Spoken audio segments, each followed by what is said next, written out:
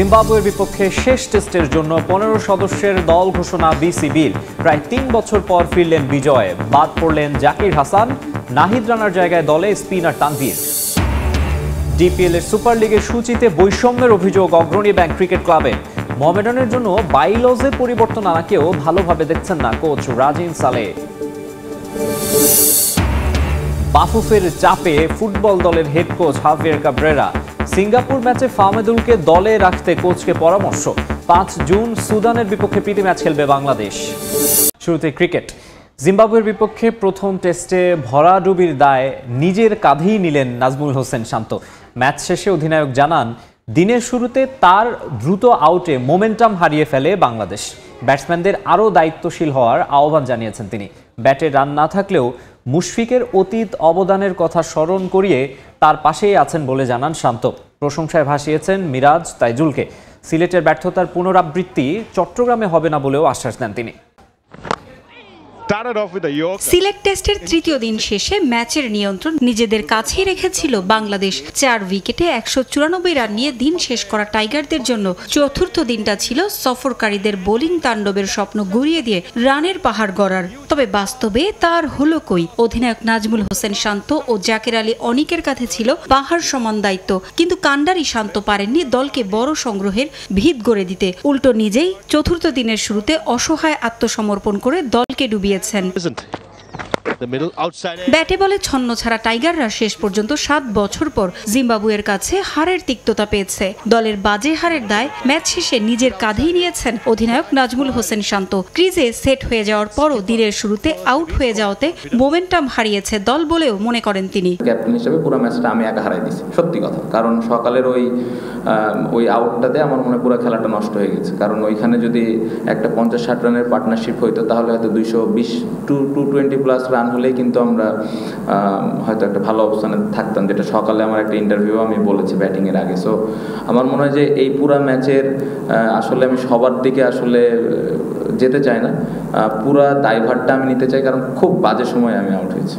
জিম্বাবুয়ের বোলারদের বিপক্ষে আরো পরিকল্পনা থাকা উচিত ছিল টাইগারদের, এমনটাই জানান শান্ত। মুশফিকের ব্যাটিংয়ের সমালোচনা হলেও তার পাশেই আছেন অধিনায়ক। এত কম রান নিয়ে বোলারদের তেমন কিছুই করার ছিল না বলেও জানান তিনি। প্রশংসায় ভাসিয়েছেন মিরাজ ও তাইজুলকে। চট্টগ্রামে দ্বিতীয় ও শেষ টেস্টে প্রত্যাবর্তনের আশা তার। কন্ট্রিবিউশনের দিক দিয়ে আমি স্টিল আশা ছাড়ছি না, কারণ এরকম অনেক সময় আছে গেছে ওনার, আবার ওখান থেকে ফেরতও আসছেন। সো আমার মনে হয় যে উনি ভালোভাবে ফেরত আসতে পারবেন। মিরাজ এবং তাইজুল ভাই ভালো ট্রাই করেছে, অসম্ভব ভালো বোলিং করেছে। আমার মনে হয় বোর্ডে এই ধরনের রান থাকার পরে যেভাবে ওরা বল করেছে অবশ্যই ক্রেডিট দিতে হবে। বাট আমার কাছে মনে হয় যে বোর্ডে এনাফ রান ছিল না। সামনে যে টেস্ট ম্যাচটা আমরা খেলবো ওই ম্যাচে যেন আবার ভালো একটা উইকেট থাকে এবং বোলার এবং ব্যাটসম্যান দুজনের জন্য যেন প্রপার হেল্পটুকু থাকে। কদিন আগেই ক্রিকেটারদের বেতন ভাতা সহ সুযোগ সুবিধা বাড়ায় ক্রিকেট বোর্ড। তারপরেও এমন ব্যর্থতা নিয়ে প্রশ্ন করায় ক্ষোভ প্রকাশ করেন শান্ত। বেতন বাড়াতে মনে হয় আপনারা খুশি না, বা আমাদের ম্যাচ জিম্বাবুয়ের বিপক্ষে দ্বিতীয় ও শেষ টেস্টের জন্য 15 সদস্যের দল ঘোষণা করেছে বিসিবি। প্রায় 3 বছর পর টেস্ট দলে ফিরেছেন ডিপিএলে দারুণ ফর্মে থাকা এনামুল হক বিজয়। বাদ পড়েছেন জাকির হাসান। এবারে ডিপিএলে রান করেই চলেছেন বিজয়। এখন পর্যন্ত সর্বোচ্চ রানের মালিক 32 বছর বয়সী এই ব্যাটার হাঁকিয়েছেন 4টি সেঞ্চুরি। 50 ওভারের ফরম্যাট থেকে এবার টেস্ট দলে ডাক পেলেন সবশেষ 2022-এর জুনে সাদা পোশাকে বাংলাদেশের হয়ে খেলা বিজয়। এছাড়া টেস্ট দলে প্রথমবারের মতো ডাক পেয়েছেন স্পিনার তানভীর ইসলাম। পিএসএল খেলতে নাহিদ রানা পাকিস্তানে যাওয়ায় তার জায়গায় স্কোয়াডে বোলার যুক্ত করা হয়েছে। এছাড়া রান খরায় থাকলেও জায়গা ধরে রেখেছেন বাকিরা। আগামী সোমবার চট্টগ্রামে শুরু হবে সিরিজের দ্বিতীয় এবং শেষ টেস্ট। তাওহিদ হৃদয়ের শাস্তি স্থগিতের বিষয়টিতে প্রক্রিয়াগত ভুল ছিল। টেকনিক্যাল কমিটির প্রধান এনামুল হক মনি পদত্যাগ করায় তাৎক্ষণিকভাবে এই সিদ্ধান্ত নিয়েছিল আম্পায়ার্স কমিটি, জানিয়েছেন বিসিবি পরিচালক ইফতেখার রহমান মিঠু। তবে হৃদয়ের শাস্তির বিষয়ে চূড়ান্ত সিদ্ধান্ত নেয়ার এখতিয়ার কেবলমাত্র টেকনিক্যাল কমিটির থাকায় এখন নাজমুল আবেদিন ফাহিমকে এই দায়িত্ব দেওয়া হয়েছে বোর্ডের পক্ষ থেকে। দ্রুতই এই বিষয়ে সিদ্ধান্ত জানানো হবে বলেও জানিয়েছেন আম্পায়ার্স কমিটির প্রধান। ইন্টারন্যাশনাল ক্রিকেটার হইলে আরও করতে পারে না, তো সুতরাং এইটাকে তো সেটা নিয়েই ব্যাপারটা থেকে আলোচনার ভিত্তিতে অনেক কিছু হয়, তো সেই জন্য আজকে ওকে ডেকেছিলাম অ্যাজ এ চেয়ারম্যান। এই মুহূর্তে বাংলাদেশের ক্রিকেটে এটাই সবচেয়ে স্বস্তির খবর। হৃদয়ের শাস্তি কমানোর বিষয়ে বিসিবির আম্পায়ার্স কমিটির দেয়া ব্যাখ্যায় সন্তুষ্ট আইসিসি এলিট প্যানেলের আম্পায়ার শরফুদ্দৌলা ইবনে শহীদ সৈকত। চাকরি ছাড়ছেন না তিনি, তবে আলোচনা এখানেই শেষ নয়। কেন সৃষ্টি হলো এই সমস্যা? কেনই বা মার্চ টুর্নামেন্টে বদলে গেল ডিপিএল এর বাইলজ? আইসিসির নিয়মের ব্যত্যয় কেন ঘটানো হলো মোহামেডান অধিনায়ক তাওহিদ হৃদয়ের শাস্তি কমানোর জন্য? তবে কি এখনো সেই পুরানো ভূত বসে আছে ক্রিকেট বোর্ডে? নাজমুল হাসান পাপনের আমলে যে সুবিধা ভোগ করত আবাহনী, এখন তার ভাগিদার মোহামেডান? কোনো কিছুই অস্বীকার করেননি আম্পায়ার্স কমিটির প্রধান। মেনে নিলেন নিজেদের ব্যর্থতা আর জানালেন কেন ঘটলো এই ঘটনা। অ্যাকচুয়ালি কাজটা কিন্তু technical committee, not umpires committee, not CCDM. Technical committee will refer to CCDM. একটা সিস্টেম আছে যে আপনি চিঠি দিবেন, ও একটা আপনার উত্তর দিবে, ও তখন অ্যাপিল করেছিল, এগুলি সব কিছু কিন্তু আপনার একটা গাইডলাইন আছে। ওই গাইডলাইন হ্যাঁ একটু ব্রেক হয়েছিল বিকজ অফ মনির রিজাইন করার জন্য। সো আমরা এখন এটাকে ট্র্যাকে ফেরত আনলাম।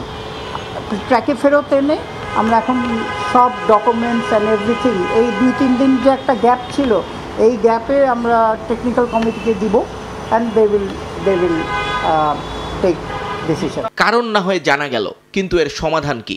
আম্পায়ারদের নিয়ে নেতিবাচক মন্তব্যের পরও শাস্তি না পেয়ে কি পার পেয়ে যাবেন তাওহিদ হৃদয়? ইফতেখার মিঠুর সোজা মন্তব্য, এ বিষয়ে জিরো টলারেন্স বোর্ডের পক্ষ থেকে। ক্রিকেট বোর্ডের স্ট্যান্ড হচ্ছে জিরো টলারেন্স। হ্যাঁ, আমরা নিয়মের মধ্যে থেকেই যতটুকু মানে সিসিডিএমের যে নিয়ম আছে সেই নিয়মের মধ্যে থেকে আমরা পরবর্তী সিদ্ধান্ত নেওয়া হবে। নতুন আমরা সিসিডিএম অ্যাপয়েন্ট করেছে হচ্ছে আমাদের নাজমুল আবেদিন ফাহিম ভাইকে অ্যাজ টেকনিক্যাল কমিটির কনভেনার। আর আমাদের যা আপনারা দেখছেন মানে এখানে যারা এগুলি সব এখন রেফার করে দেওয়া হচ্ছে টেকনিক্যাল কমিটিকে। সমস্যা ছিল আরও একটা। আম্পায়ার্স বিভাগের মিটিংয়ে 2 ম্যাচ রেফারি দেবব্রত পাল এবং নিয়ামুর রশিদ রাহুল একে অপরের সঙ্গে অসদাচরণের অভিযোগ এনে চিঠি দিয়েছেন বোর্ড প্রেসিডেন্ট বরাবর। যেহেতু প্রেসিডেন্টকে চিঠি দেওয়া হয়েছে, তাই বিষয়টি নিয়ে আগবাড়িয়ে আর কোনো সিদ্ধান্ত নিতে চায়নি আম্পায়ার্স কমিটি। বল ঠেলে দেওয়া হয়েছে বোর্ড মিটিংয়ে পরিচালকদের উপর। সব ম্যাচ রেফারিরা একটা চিঠি দিয়েছে, আর একটা দেবপাল চিঠি দিয়েছে। আমরা আম্পায়ার্স ডিপার্টমেন্ট এটা এখন নেক্সট বোর্ড মিটিংয়ে ফরওয়ার্ড করে দিব। ডিপিএল এর সুপার লিগের সূচিতে বৈষম্যের অভিযোগ তুলেছে অগ্রণী ব্যাংক ক্রিকেট ক্লাব। মিরপুরে মোহামেডান এবং আবাহনীর 3টি এবং অন্য দলগুলো কমপক্ষে 1টি করে ম্যাচ খেলার সুযোগ পেলেও অগ্রণী ব্যাংকের কোনো ম্যাচ না রাখায় আক্ষেপ প্রকাশ করেছেন দলের কোচ রাজিন সালে। এছাড়া মোহামেডানের জন্য বাইলজে পরিবর্তন আনাকেও হতাশাজনক বলে মন্তব্য করেছেন তিনি। এসব ঘটনা দেশের ক্রিকেটকে ক্ষতির মুখে ফেলবে বলে মনে করেন রাজিন।